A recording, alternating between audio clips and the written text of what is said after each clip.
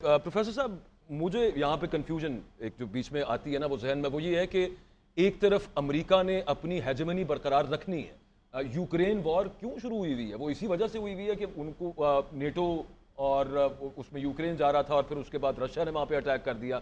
I don't know कि किस तरह से डोनाल्ड ट्रंप उसको ख़त्म कराएंगे।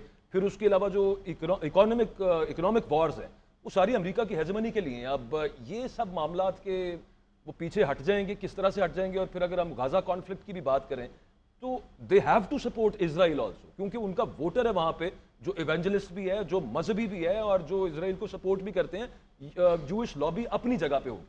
तो किस तरह से आप में हाउ डू यू सी कि ये जो उनका वादा है कि मैं जो जंगें ऑलरेडी जारी हैं खत्म कर लूंगा, कैसे कर लेंगे? सबसे पहले तो बड़ी अच्छी खबर है कि डोनाल्ड ट्रंप जीत गए हैं।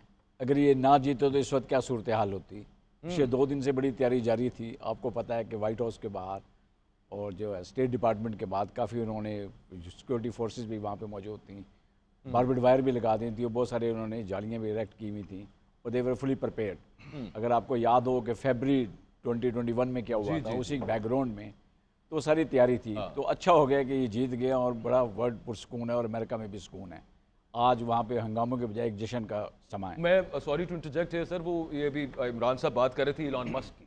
वो एक सबसे जो वाइडली व्यूड पॉडकास्ट है अमेरिका में, जो रेगन का जो है, वो मैं देख रहा था परसों। इलॉन मस्क कह रहे थे कि अगर ट्रंप ना जीता तो हो सकता है ये अमेरिका की तारीख का आखिरी इलेक्शन। एग्जैक्टली मैं उसी तरफ आपकी तवज्जो मबसूल करवा रहा था कि लास्ट फरवरी का, अगर जो आपका 2021 फरवरी का इंसिडेंट याद हो तो अच्छा हो गया, ये उससे बच गया। America is safe now.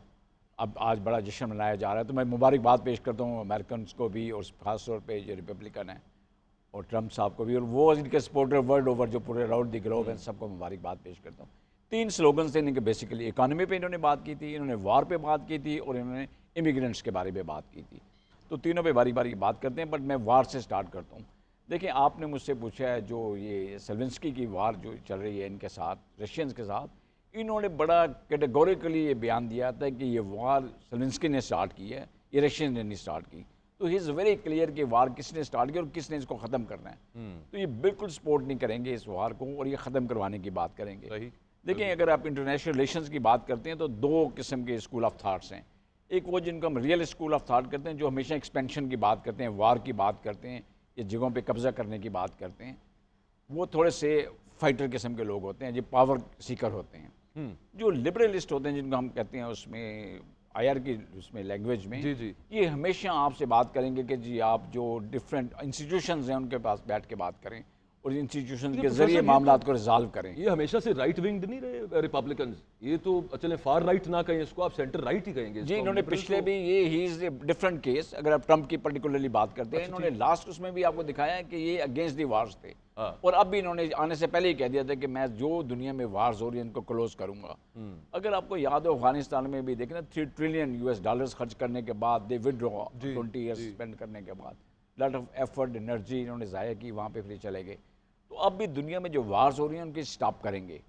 But जो ये वार रशिया वाली, इस पर बड़ी क्लैरिटी के साथ अपना स्टांस ऑलरेडी ये दे चुके हैं। अब इसराइल का, यस दैट इज डिबेटेबल, उसको भी स्टॉप तो करवाएंगे। ये इमीडिएटली इनका इन्फ्लुएंस होगा, ये स्लोली एंड ग्रेजुअली वहाँ से ये करवाएंगे, उसको बंद करवाएंगे।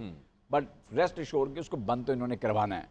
ये बात आपकी ठीक है कि अमेरिका की हमेशा से हेजमनी रही है वर्ल्ड ओवर, बट जिस तरह चाइना का राइज हो रहा है और चाइनीज़ हमेशा जो बात कर रहे हैं वो ट्रेड और कॉमर्स की बात करते हैं और अपने आप को एंगेज रखते हैं तमाम वर्ल्ड के साथ। अब मेरे ख्याल फैसला को एक वक्त आ गया है कि अमेरिका को भी सोचना चाहिए कि उन्होंने अपने आप को वार्स में एंगेज रखना है डिफरेंट कंट्रीज के साथ अराउंड द ग्लोब, या उन्होंने भी ट्रेड कॉमर्स और जो है एड के ऊपर जाना है। तो ये इन्होंने फैसला करना है। दूसरा, इमिग्रेंट्स के बारे में इन्होंने बड़ी क्लैरिटी के साथ बात की है। Yes, there will be difficulties कुछ इमिग्रेंट्स के लिए जो इलीगल हैं, बट जो लीगल लोग वहाँ रह रहे हैं उनके लिए ज़रा बहुत बेहतर होगा। अभी हालात और बेहतर हो जाएंगे, उनको और फैसिलिटीज़ मिल जाएंगी। But illegal immigrants, yes there will be a difficulty for them. बिल्कुल ठीक है।